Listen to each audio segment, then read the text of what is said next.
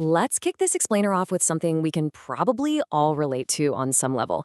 Today, we're diving into Della Fern's hilariously painful, yet deeply educational manuscript, My Therapist Quit and Now I'm Writing This.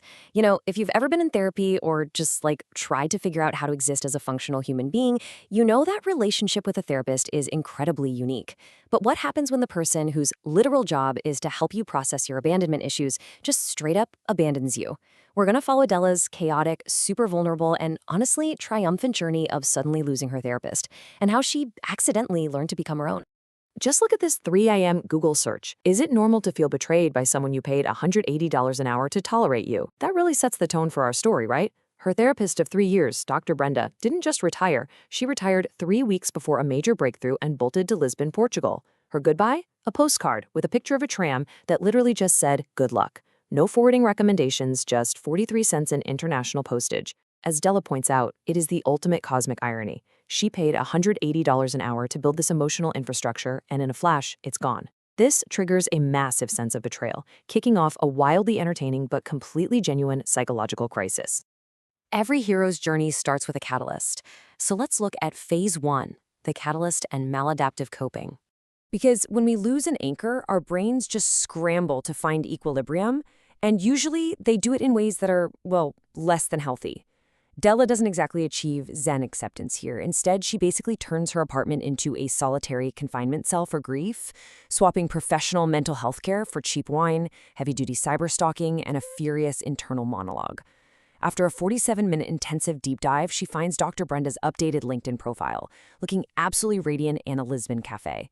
And Della's emotional math here is just incredible. She's 40% jealous of Dr. Brenda's breezy linen outfits, 30% abandoned, 15% murderous, and, I don't know, maybe 5% inspired.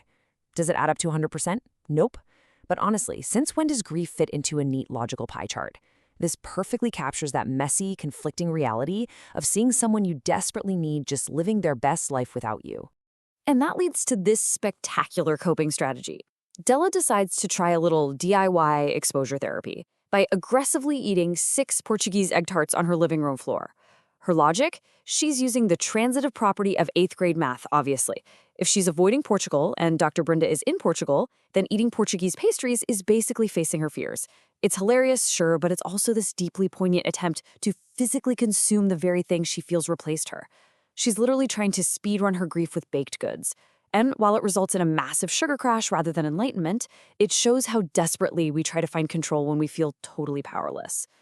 But hey, the pastry incident was just the daytime coping. Nighttime is when the real rapid descent hits. Look at this timeline. 2:17 a.m. starts off pretty clinical, reading up on attachment theory basics. But give it 20 minutes and boom, we are in full catastrophic meltdown. By 2:44, it's why do I ruin every relationship? All the way to is there a surgery for anxiety at 2:49? And then the inevitable relapse. Cyberstalking Dr. Brenda again at 2:52 a.m. It's a perfect snapshot of how fast a simple sleepless night can morph into a referendum on your entire self-worth when you don't have the tools or your therapist to hit the brakes. So to pull herself out of that 2 a.m. tailspin, Della relies on a clinical tool Dr. Brenda actually taught her, the 5-4-3-2-1 grounding method. You identify 5 things you can see, like, say, a kidney bean-shaped water stain on the ceiling, 4 things you can touch, 3 you can hear, 2 you can smell, 1 you can taste. It's an evidence-based trick designed to yank the brain out of its catastrophic future tripping and slam it back into the physical present. And for Della, it actually works. It makes her feel exactly 6% calmer, which, if you've ever been up at 3 a.m. spiraling, you know 6% is a massive victory. And that 6% victory pushes her forward. Let's move into phase 2, exposure therapy and attachment. Forced by her friend Maya to step back into the real world, Della braves the absolute gauntlet of modern dating apps. Now, this is real exposure therapy. We're not talking pastries anymore. She's confronting her deep-seated attachment fears head-on. She makes a Hinge profile, matches with a teacher named Marcus, and instantly has to grapple with the terrifying prospect of actually connecting with another human being. She's viewing this whole thing through the lens of what clinical psychology calls an anxious attachment style. That means her default setting is a deep fear of being abandoned, needing constant reassurance, and hyper-analyzing literally everything. So when Marcus texts back using the phrase syrup retention about waffles, Della doesn't just see a funny guy. Her brain goes into full risk assessment mode. Is he a serial killer, or is he just going to break my heart? Her anxiety is essentially a suit of armor trying to anticipate the pain before it arrives. Which gives us this absolutely iconic, unforgettable phrasing. When Della considers going on a date with Marcus without pre-planning every possible catastrophe, she asks her imaginary Dr. Brenda if she's just supposed to raw dog hope. I mean, wow. It perfectly captures how sheerly terrifying vulnerability is. For someone with anxious attachment, preparing for the worst feels like a warm, safe blanket. Dropping that preparation and just hoping for a good outcome, it feels reckless, terrifying, and completely unnatural. But it's exactly the leap she has to take to actually heal.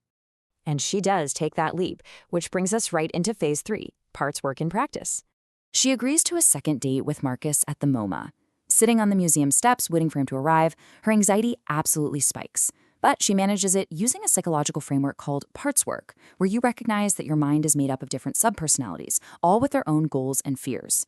She identifies her inner critic, this hypervigilant executive in a pantsuit with a clipboard, just listing all the ways Della is going to ruin the date. Opposing her is the inner child, an 8-year-old in overalls holding a dead Tamagotchi, terrified Marcus won't like them. So Della steps up as the adult mediator. She tells the critic to stand down and reassures the inner child that even if he doesn't like them, they are going to survive. It's basically a hostage negotiation inside her own brain, but you know what? It works. It clears the noise so she can actually be present for the date. And the date goes incredibly well. They poke fun at abstract art, and then, in this wild twist of fate, they end up eating at a Portuguese restaurant. The restaurant is called saudade. This is a famous Portuguese word with no direct English translation. It means this deep emotional state of nostalgic longing for something or someone you care for, while carrying the repressed knowledge that they might never return. Sitting there, eating Portuguese food with a kind new man, Della finally processes the beauty and the pain of this word. She realizes that her grief over losing Dr. Brenda, that is a form of saudade. Let's head into our final section to see how this all builds to a resolution. Phase 4, integration. This whole journey, Della's been having these imaginary conversations with Dr. Brenda in her head. At first, it was out of pure anger and a desperate need to be fixed. But over time, the tone of those conversations starts to shift. Della realizes that true healing isn't about having a therapist hold your hand forever. True healing is about internalizing their voice so well that you become your own guide. There's this brilliant metaphor for this when she finds her official therapy termination email hidden in her spam folder. Initially, it's a massive trigger. She feels like Google itself is algorithmically rejecting her. But instead of spiraling, she makes a conscious choice. She doesn't mark it as spam, but she doesn't delete it either. She archives it. Because as she puts it, sometimes the trash folder knows what you aren't ready to delete, and sometimes archive is simply the healthiest option. It's a profound realization about boundaries. You don't have to completely erase a painful loss to move on. You can file it away, acknowledge its importance, and still make space in your inbox and your life for what comes next. And all that growth culminates in a brand new list. Remember that 2 a.m. spiral of catastrophic questions? Well, after her date with Marcus, which ends in a really simple, perfect kiss, Della makes a new list in her notes app. But this time, it's rooted in cognitive behavioral therapy. It's completely evidence-based. Marcus kissed me. It was good. I didn't ruin it. But it's number 6 that really matters. I'm already okay. She isn't trying to predict some flawless future, but she is anchoring herself in the factual, positive reality of right now. She successfully countered her catastrophizing with undeniable evidence of her own resilience. Which leaves us with this final provocative thought. Della's journey started with the completely traumatic loss of her external support system. But by the end, as she sits in the waiting room for a new therapist, she realizes she survived the interim. She used the grounding, the parts work, the cognitive reframing. She didn't just survive the therapy breakup, she actually integrated the lessons. So ask yourself, what does it look like in your own life to finally internalize the voices of the people who helped you heal and become your own guide? Because ultimately, the goal of all healing isn't to guarantee you'll never be alone. It's to realize that even when you are, you already have everything you need to be okay.